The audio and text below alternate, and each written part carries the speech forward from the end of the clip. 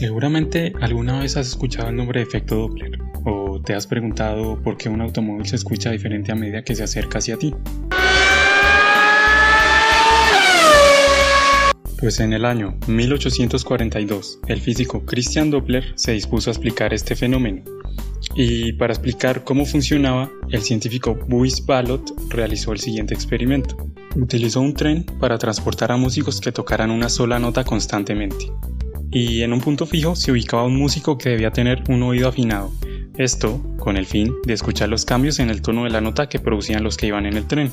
Buys Ballot corroboró que el sonido detectado se agudizaba al acercarse al tren, mientras que se hacía más grave al alejarse, con lo que comprobó el efecto Doppler. Doppler explicó que estos cambios en el sonido se deben a que como el sonido es una onda, al acercarse al emisor, es decir, los músicos, los picos de la onda se aprietan, están más cerca uno del otro, es decir, que la frecuencia de la onda aumenta. Al alejarse los músicos ocurre lo contrario, los picos se separan y el resultado de esto es que se perciba una frecuencia menor de la que realmente se está emitiendo, explicando así que el sonido depende de la posición y el movimiento relativo del receptor.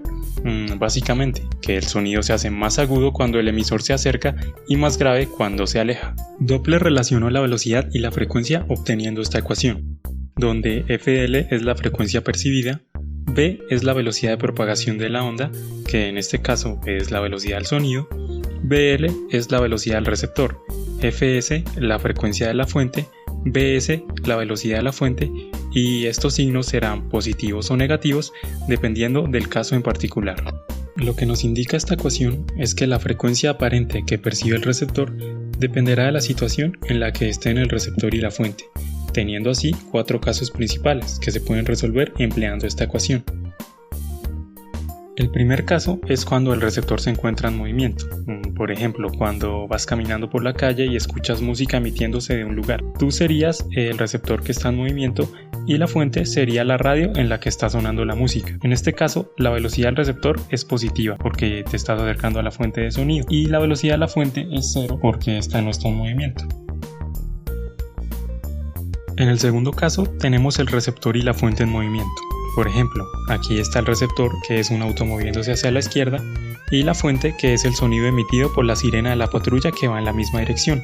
Aquí, ambas velocidades tienen signo positivo, debido a que las dos van en la misma dirección.